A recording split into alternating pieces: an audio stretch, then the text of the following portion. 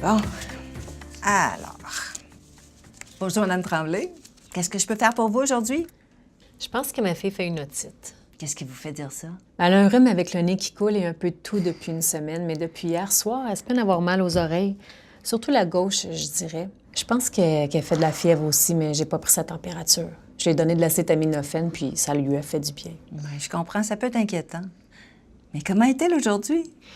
Elle n'est pas en grande forme. Je suis pas mal certaine qu'elle fait encore de la fièvre, mais elle s'est pas trop plainte ce matin. Est-ce qu'une de ses oreilles a coulé? Non. Est-ce qu'elle a déjà fait une otite? Non, c'est la première fois. Mais sa grande sœur Maya en a fait souvent, par exemple. Est-ce qu'elle a déjà pris des antibiotiques? Oui, une fois. Quand elle était bébé, elle a fait une grosse fièvre. Elle a dû être hospitalisée, même les médecins croyaient qu'elle faisait une infection urinaire. Mais après ça, jamais rien, là. A-t-elle des allergies? Non, pas à ce que je sache. Va-t-elle à la garderie? Non, c'est ma belle-mère qui en prend soin à la maison. Bon, on va regarder ça. Viens-t'en.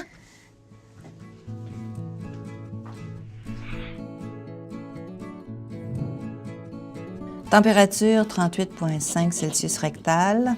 Tympan gauche, bombé, très rouge, immobile. Tympan droit, rouge, mat, mobile. Nez, rhinorrhée claire. Gorge, rougeur sans exsudat. Reste de l'examen, sans particularité. Bon, Evelyne a effectivement une otite moyenne aiguë dans son oreille gauche. Je pensais bien que c'était ça. Il va falloir qu'elle prenne des antibiotiques. Pas nécessairement. On a en fait deux options pour les antibiotiques. Soit qu'elle les prenne tout de suite, ou que vous attendiez de voir comment sa condition va évoluer au cours des prochains jours. Je vais vous expliquer.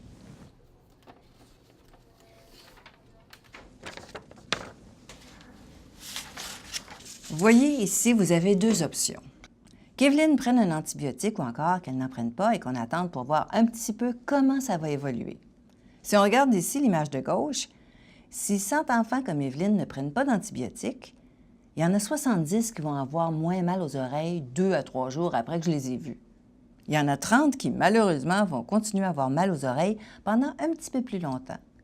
Si par contre, dans l'image de droite, je prends les mêmes 100 enfants comme à Evelyne et que je leur donne tous des antibiotiques, il y en a seulement 10 de plus qui vont vraiment bénéficier de l'antibiotique, c'est-à-dire qu'ils vont être soulagés un petit peu plus rapidement. J'en ai 20 autres qui, eux, malheureusement, ne seront pas soulagés plus rapidement, même s'ils prennent des antibiotiques. Ce qu'on constate finalement, c'est que les antibiotiques permettent peut-être de soulager un petit peu plus rapidement, disons quelques heures sur 2-3 jours, ce qui fait que c'est pas beaucoup. Si on regarde dans l'image qui suit ici maintenant, sur les mêmes 100 enfants qui ont pris des antibiotiques, j'en ai 5 ici en brun qui vont avoir des effets secondaires dus à l'antibiotique, soit des maux de ventre, de la diarrhée ou encore des réactions allergiques.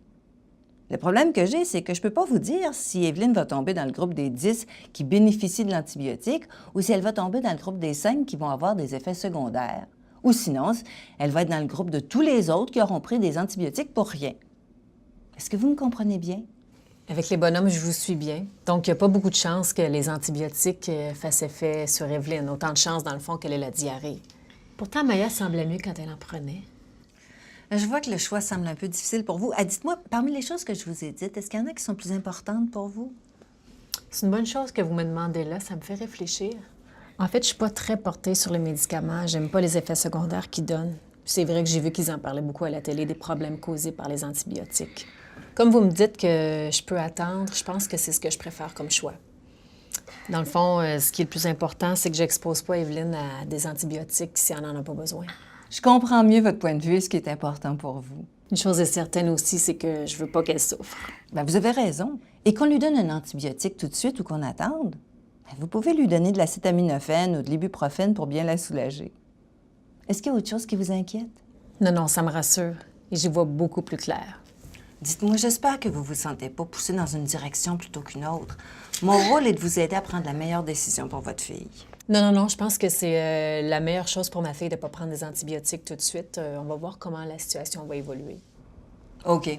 Revenez me voir ou appelez-moi si son état s'aggrave, si elle souffre, si elle a de la fièvre dans 2-3 jours ou s'il y a autre chose qui vous inquiète. Ça va. Merci beaucoup. Bonjour, Evelyne. Tu dis bye-bye. Bye. Bye-bye.